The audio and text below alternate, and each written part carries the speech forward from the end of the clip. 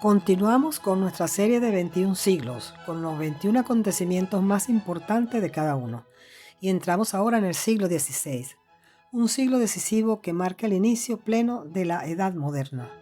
Es un tiempo de rupturas profundas, de crisis abiertas y de grandes respuestas espirituales. Quédate hasta el final para que nos adentremos hacia la Edad Media en 1500, cuando ya el mundo ha cambiado de eje. Introducción. Aclaramos que la Edad Media se mantiene hasta mediados del fines del siglo XV, siendo este siglo la transición, puentes que se rompen y otros que aún resisten. Y el siglo XVI ya nos encontramos con la Edad Moderna plena, en donde observamos que la cristiandad medieval se fractura, la reforma protestante, la iglesia entra en una crisis profunda, pero también en una renovación gigantesca, la reforma católica y la contrarreforma. Nacen nuevas órdenes, nuevos métodos, nuevas visiones. Europa deja de ser el único horizonte. El cristianismo se vuelve verdaderamente universal. Comenzamos. Número 1. Descubrimiento y evangelización de América. Aunque el descubrimiento ocurre a fines del siglo XV, es en el siglo XVI cuando se despliega plenamente la evangelización del continente americano. La Iglesia se enfrenta al desafío de anunciar el Evangelio a pueblos con culturas milenarias, lenguas y cosmovisiones propias. Surgen grandes misioneros, órdenes religiosas y debates teológicos sobre la dignidad de los indígenas, destacando figuras como Bartolomé de las Casas. El cristianismo deja de ser esencialmente europeo y comienza su verdadera dimensión universal. Número 2. El Tratado de Tordesillas y el Patronato Real. El Tratado de Tordesillas de 1494 regula la expansión territorial de España y Portugal, otorgándoles también el papel decisivo en la organización eclesial en los nuevos territorios. A través del Patronato Real, la corona asume responsabilidades en la evangelización, nombramientos eclesiásticos y sostenimiento de la Iglesia. Este sistema permitió una rápida expansión del cristianismo, pero también generó tensiones entre intereses políticos y la misión espiritual de la Iglesia. Número 3. El arte cristiano del Renacimiento, Leonardo y Miguel Ángel. El Renacimiento alcanza su plenitud en el siglo XVI y pone el arte al servicio de la fe. Obras como La Última Cena de Leonardo da Vinci o La Capilla Sixtina de Miguel Ángel no son simples expresiones estéticas, sino auténticas catequesis visuales. En un tiempo de crisis doctrinal, el arte comunica la grandeza de Dios, la centralidad de Cristo y la dignidad del ser humano creado a su imagen. Número 4. Año Santo del Jubileo en 1500, del Papa Alejandro VI. El Jubileo del año 1500 inaugura el siglo con una gran convocatoria espiritual. Multitudes acuden a Roma en busca de perdón y renovación interior. Sin embargo, este jubileo también deja al descubierto la crisis moral de ciertos sectores eclesiásticos, especialmente en la curia romana. Es un signo elocuente de una iglesia que necesita purificación y que pronto será sacudida por acontecimientos mayores. Número 5. El Concilio de Letrán, de 1512 a 1517. Este concilio intenta reformar la iglesia desde adentro, antes de la ruptura protestante. Se abordan temas como la disciplina del clero y la autoridad papal, pero sus decisiones no llegan a aplicarse con eficacia. El Concilio de Letrán V es visto como una oportunidad perdida, y su fracaso ayuda a entender por qué la reforma protestante encontró terreno fértil pocos años después. De las 95 tesis de Martín Lutero en 1517. El monje agustino Martín Lutero publica sus 95 tesis contra la venta de indulgencias. Lo que comienza como una crítica puntual se transforma rápidamente en la ruptura doctrinal profunda. Se cuestiona la autoridad del Papa, la tradición y los sacramentos. Este acontecimiento marca el inicio visible de la fractura de la cristiandad occidental. Número 7.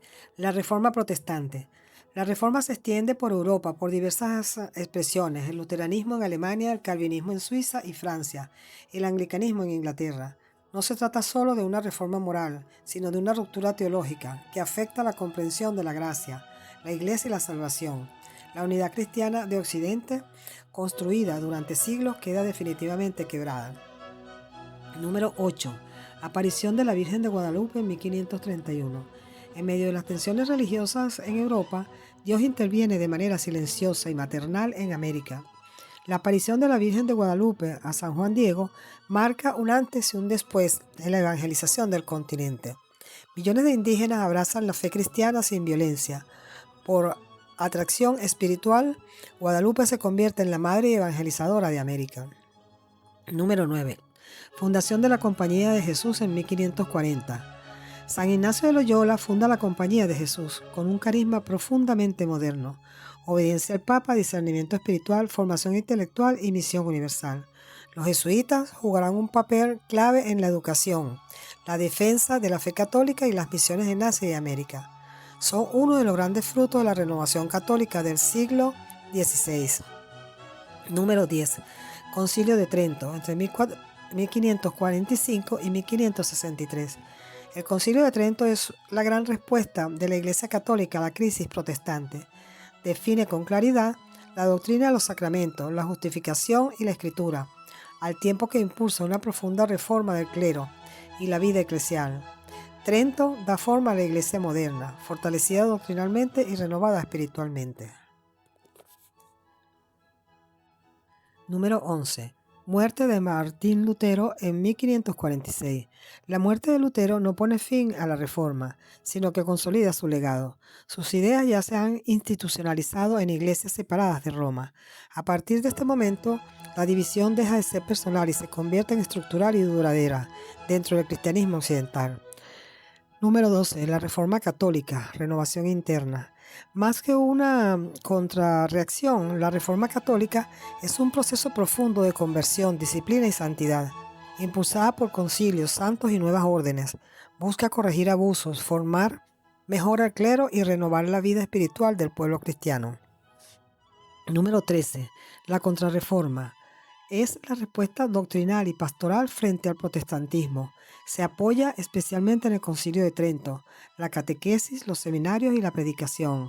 No es solo defensa, sino afirmación clara de la identidad católica. Número 14. Patriarcado de Babilonia de los caldeos. La restauración del patriarcado caldeo en 1553 marca un hito en las relaciones que Roma y las iglesias orientales manifiesta el esfuerzo por preservar la unidad en la diversidad, respetando ritos y tradiciones propias dentro de la comunión católica. Número 15. Batalla de Lepanto, en 1571. La victoria cristiana en Lepanto frente al Imperio Otomano es interpretada como un hecho providencial. San Pío V convoca a la cristiandad al resto del Rosario, atribuyendo el triunfo a la intersección de la Virgen. Lepanto se convierte en un símbolo de fe, unidad y oración. Número 16. La Inquisición en México. La Inquisición novohispana se establece para preservar la ortodoxia en un contexto multicultural y religioso complejo. Aunque distinta de la Inquisición europea, refleja las tensiones entre el control doctrinal, evangelización y el poder político en el Nuevo Mundo. Número 17. Jubileo convocado por Gregorio XIII en 1575. Este jubileo reafirma el espíritu tridentino, penitencia, caridad y renovación interior. Gregorio XIII impulsa una iglesia más disciplinada y misionera, consolidando las reformas iniciadas en Trento. Número 18.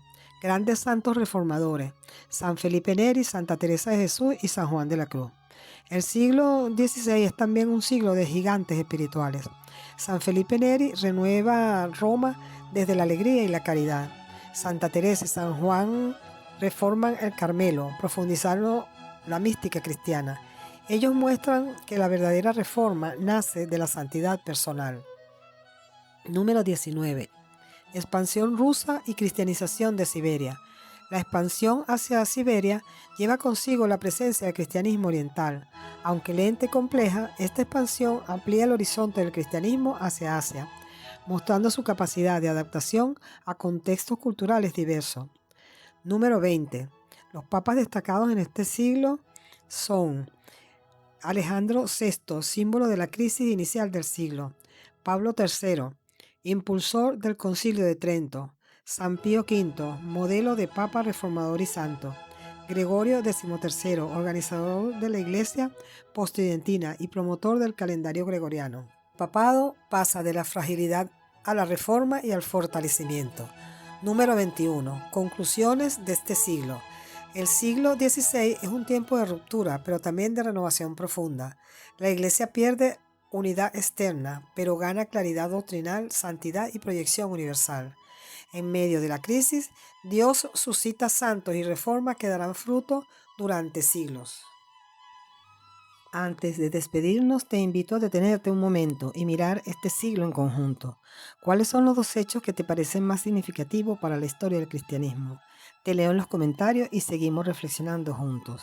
Las fuentes generales para este curso son José Orlando, Historia de la Iglesia Católica; Monseñor Febres Cordero, Febriario de Historia de la Iglesia; Enciclopedia Católica Así Prensa; Diccionario de Historia de la Iglesia, Román A. Gutiérrez, Ediciones Paulina; Padre Javier Olivera Rabasa, Historia del Cristianismo, que no te la cuenten.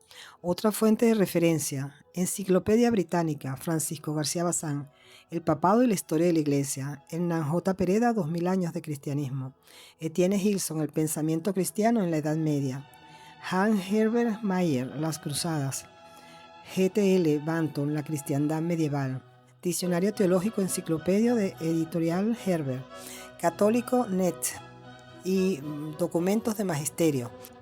Las lecturas complementarias específicas del siglo XVI: Breve historia de la Inquisición en España, Marcelo Gullo, Lo que América le debe a España. Por último, te pido que te suscribas al canal si no lo has hecho, Unidas en la Fe, en YouTube, para continuar este camino a través de la historia del cristianismo, contemplando cómo Dios ha ido guiando a su iglesia siglo tras siglo. Gracias por tu me gusta, por compartir y por dejar tu reflexión en los comentarios. Hasta un nuevo siglo, si Dios quiere.